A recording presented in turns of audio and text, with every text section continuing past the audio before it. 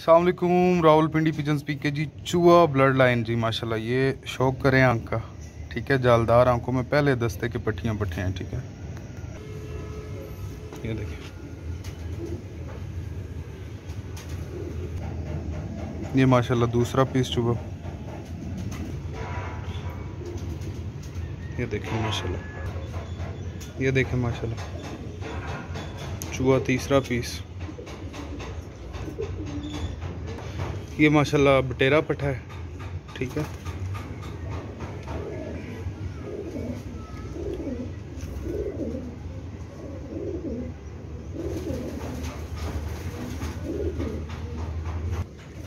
ये देखें जी पांचवा पीस चूहा। ये देखें जी छठा पीस चूहा। ये देखें सातवां पीस चूहा।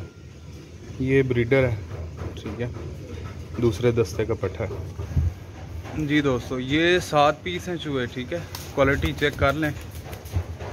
और इनमें जो है ना 1 और 2 बटेरे पीस हैं, ठीक है। ये देखिए,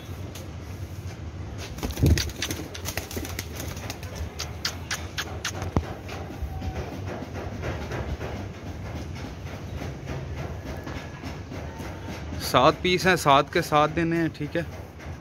और क्वालिटी आप दोस्तों के सामने, ठीक है।